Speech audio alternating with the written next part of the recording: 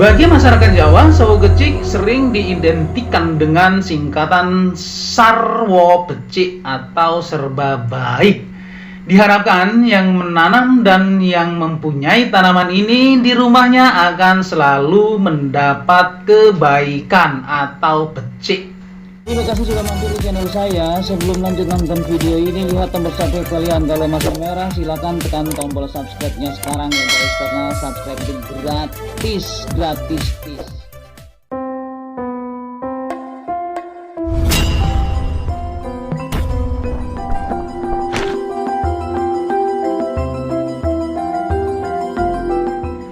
Assalamualaikum warahmatullahi wabarakatuh. Salam sejahtera bagi kita semuanya. Salam Om Swastiastu, Namo Buddhaya.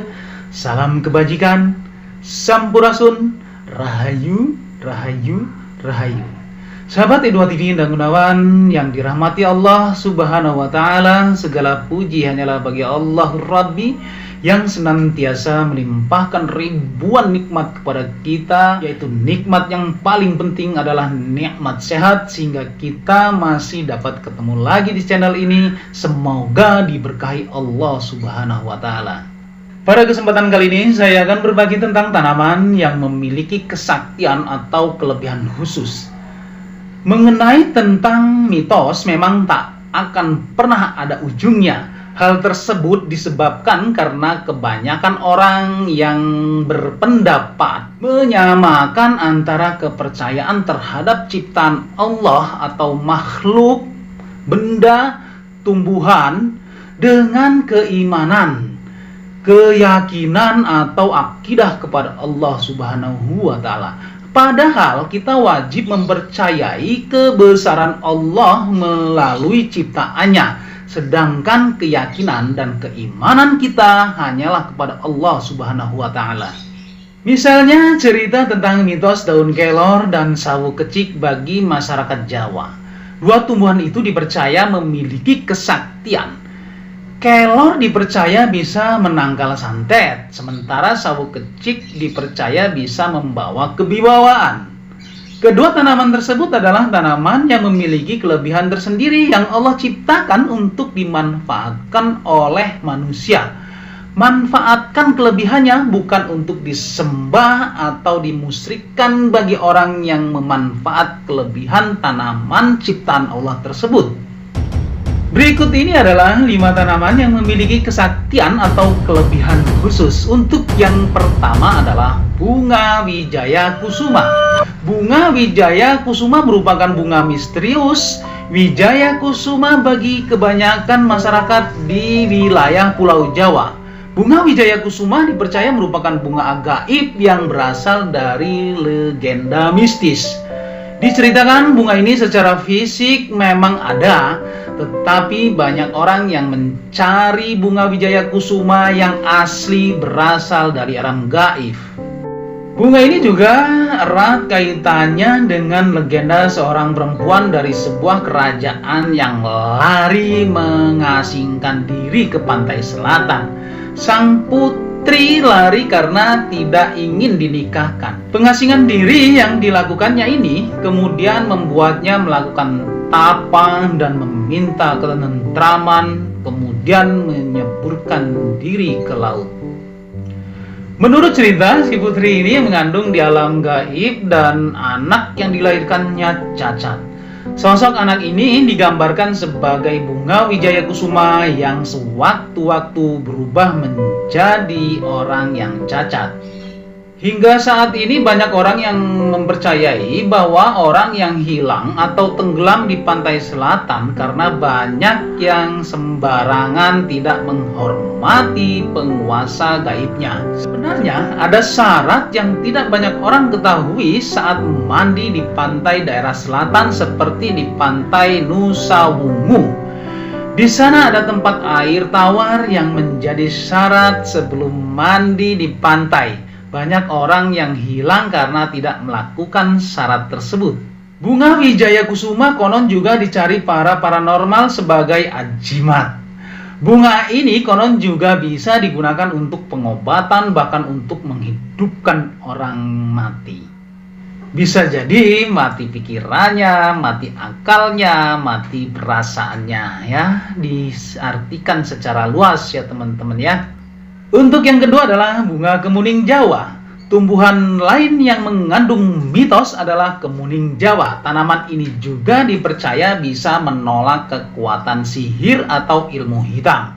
Selain itu, di dalam pengobatan tradisional, tanaman yang memiliki nama Latin Murraya paniculata ini sering digunakan untuk mengobati bisul, rematik, memar, sakit gigi, radang buah zakar, infeksi saluran kencing, dan beberapa penyakit lainnya. Untuk yang ketiga adalah pohon kelor. Pohon kelor atau Moringa oleifera adalah sejenis tumbuhan dari suku Moringaceae. Pohon ini memiliki ketinggian hingga 7 meter. Daun kelor berbentuk bulat telur dengan ukuran kecil-kecil bersusun majemuk dalam satu tangkai. Bunga kelor berwarna putih kekuning-kuningan dan tudung pelepah bunganya berwarna hijau. Bunga ini keluar sepanjang tahun dengan aroma bau wangi semerbak. Buah kelor berbentuk segitiga memanjang yang disebut kelenteng juga dapat disayur ya teman-teman ya untuk buah kelor ini. Memang kelor memiliki banyak manfaat dalam penyembuhan berbagai macam penyakit. Tercatat ada lebih dari 300 penyakit yang dapat disembuhkan dari kelor, baik dari daun ataupun buahnya. Tak heran, kelor menjadi bagian dalam kehidupan sehari-hari yang sering digunakan sebagai sayuran dan bahan baku obat-obatan. Di samping dapat menyembuhkan berbagai macam penyakit, pohon kelor juga dianggap pohon sakti.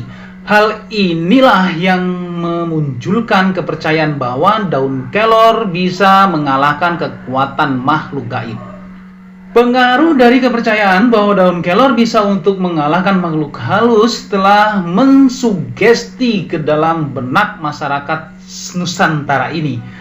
Para jawara sakti pun mempercayai bahwa kesaktiannya akan hilang jika berhadapan dengan daun kelor atau disabet dengan daun kelor.